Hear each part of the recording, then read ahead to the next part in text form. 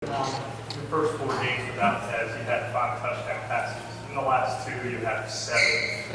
Obviously, it's helped you, but in what ways has it opened up everything you guys do offensively having Tez in the line? Yeah, it's just nice to have him out there. He's he's a heck of a player. I saw that tonight.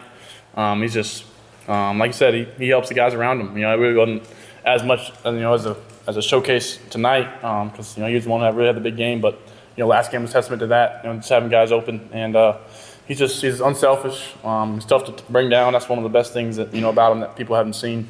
Even though he's kind of a leaner guy, he's tough to tackle. Y'all saw that, and just confident. It's a confidence booster when you have him rolling out there, and he's seeing his smile out there on the field. It's fun. It's good times. What was the primary adjustment you guys made offensively at halftime? They bring up some different blitz looks. Just seeing them and know what they were doing. Miami did a good job of kind of mixing it up. It started just to man us, and Common in cover 4 with the Tez post, and he made a nice catch. Underthrew it a little bit, and then after that, the defense is the main thing. I think that was the main adjustment. They shut them down in the second half. Had some big stops. Had some turnovers. We didn't capitalize on one of the turnovers, and on the second ones, we got a little bit lucky after the holding call. I think it was a 3rd and 20 or third and long at least. After that, and just showed out and made plays when it matters. I think I was a little bit off on some throws tonight. I was feeling unbelievable in warm-ups, so sometimes it's one of those things that happens. But I'm glad to come out to win.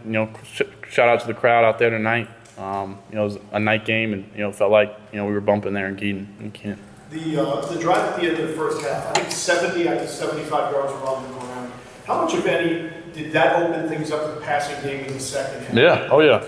Coach Lindsey came in at halftime and said, we're going to need to run the football, and we're running it well. And I feel like we were kind of looking to throw it in the air sometimes, and it's tough to bring down 28. He's a we call him Hammerhead. He'll go in there and he'll run you over, and he's breaking tackles better than he did last year. He's seeing better. Sometimes I get on him a little bit. He'll be down the sideline, and sometimes out of peripheral, he doesn't really see the guys, and they'll give him a good pop. I think he's maybe one time tonight. I think number 20 got him up maybe on one of the first few carries, but heck of a player. He did in the passing game too. 28 and 24 British. Them two do a great job, and they do a good job of keeping those guys rotating. The ability to run the ball in the first half, did that kind of open things up to the passing game, in the second half? Yeah, I think we wanted to not stay married to anything, but try to find a balance, and I think it definitely did. They were forced to play man on us. They were having we were in 7 boxes. I was running into 7 boxes, and you don't want to do that in football when you only got 6 up there blocking. And we were still getting yards and moving the chains. So I think I could have done some better jobs checking some plays and make some better decisions. But at the end of the day, 28 was making a miss. Drake, what's the locker room like after a game like that, where Matt said you guys didn't play your best, but you still won? Yeah, just one of those things where just find ways to win. Just testament to this team. Coach Porter, we gave him the game ball. His mom passed away this week, and just Coach Porter, he showed up every day. It just shows kind of this team. He showed up and worked, and when things go on, when Ted's ineligible, when Kobe goes down, when we're going down, people just keep stepping up, making plays. Forgetting about their personal life and worry about this team and getting to where we want to go. So I think we got a good chance. We got a great football team, and excited for what's to come. Drake, you talked a lot about the offseason, how you build that connection with the transfer wide receivers, specifically Tez. What was kind of your first initial reaction or moment within, whether within the winter when he came in or in the summer, that you kind of realized he could be a special piece in this offense? Yeah, I think one of the first few plays in spring practice, I think I hit him on a go route for a touchdown, and I think as quarterbacks, you kind of said he's going to be some trouble for some people, and I saw that tonight. 3 touchdowns, and I think I should have found a way to target him some more. He's making plays all night. I think I missed him on a dropout, and then other than that, he's just he's a ball player. Whether it's basketball, football, whatever it is. He brought us in on Thursday. He said, Drake, we want to watch some film, and we got pretty much all the receivers together in the receiver room, and just me in there with the guys, and really him. He was the one asking to go in there and watch some extra film, and just a testament to the guy he is, and how much he wants to win. Drake, you seem to kind of get into a groove, probably in that second half. I know you talked a little bit about how the run game opened things up, but in that Miami secondary, was there anything in particular they were kind of doing early on in that game, and just kind of how'd you kind of observe that and bring that into the second half? Yeah, they were mixing it up. We knew that 2x2 they were going to play their quarters look. Sometimes they'll cover 2 to the boundary, but we got 3x1, moving tight end around there. They were manning us up. And I think I did a better job of giving our guys a chance on some man routes. I missed John Cope on a wheel route with the end peeled on him. Nate, I threw him 2 fade, didn't even give him a chance. So just little things where they're heating us up a little bit, and they did a good job. But testament to the guys up front for battling their butts off and being able to run the football. I'm not sure how much we ran it for. How much did Big O run it for? 197. Yeah, 200. I think could have ran for more if we gave him the rock more. So those guys, that last run, up the middle where Big O, he was mad. He said he got hawked. So we always joke about him for getting caught.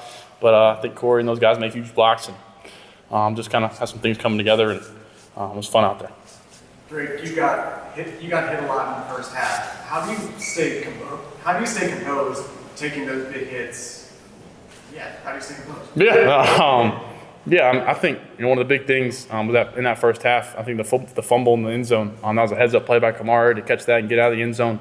That was a huge play for us. And just after you get hit, they brought a free safety. They brought Cam once from the free safety and a zero look and got me. And then that cover zero stuff. It's gonna make them pay when they blitz. That's the big thing. When they're blitzing, there's not as many people in coverage, so just try to hit them where it hurts. And I told Sid got hurt after that fumble. I told him in the locker room, they're gonna have to drag us off this field. We're not coming out. So that's just mentality and get up. I'm a big dude and I kind of look skinny, but I've taken some hits growing up. I'm sure Luke and Cole probably hit me harder in the backyard than some of those hits with pads on. So. Right, you talk about Tez's smile some tonight. Like, when did you see that? Yeah, he's all smiles. Yeah, no doubt. Especially after he scores, he's smiling. But in general, just on the sideline, he keeps it real light. He's not really. You can tell he's locked in, but he'll say some stuff just out of the ordinary. Just checking in on me and just regular good old friend to friend talk and teammate to teammate. It's not all locked in, and he's just got that personality, just lightens up the room. And Nate's got that a little bit too. Me and Nate, we got a lot of laughs, so it's fun out there. Even with Max saying there's so much that you guys can clean up from tonight and play your best game tonight, you're up 3 touchdowns against that group in the fourth quarter. So how much better can you guys get? Yeah, like I said, I think offensively from a first half standpoint, we were missing. We weren't clicking on all cylinders, and it's a testament to us to keep going, keep playing, and that defense, the shutout in the second half, and late at the end of the game, I'm sure the defense will look back at the film and say we can't give up in that situation when they know they're throwing it. They know they're go for it on fourth down and stuff. So we got a lot of things to clean up. I think that 2-minute drill at the end of the first half was huge for us to go 3 and out, and they went cover zero on us, and I got to find a way to make a play. So that was huge, and they ended up leading a field goal for them. So the momentum kind of changed, and you kind of felt like you didn't really know what was coming out at halftime, and we had a big statement, big post to Tez that kind of felt like opened up the can of worms. With that, Got time for last one. do you have a feel though for how much better you guys can actually get? Are you when you're in the grind of the season, you just don't really think so much that far ahead? It's just week to week. Yeah. Do you sense that there's a sizable margin still for you guys? 100%. I think the sky's the limit with this group. When we're I thought any team can say that out there. When they're all playing on all cylinders, and that's the thing about college football. When you handle adversity, when things aren't going well, how are you gonna respond? Because it's hard for teams to go out there every week and play perfect. You don't see that. I think Coach Brown in the locker room said Pitt beat Louisville. Is that right?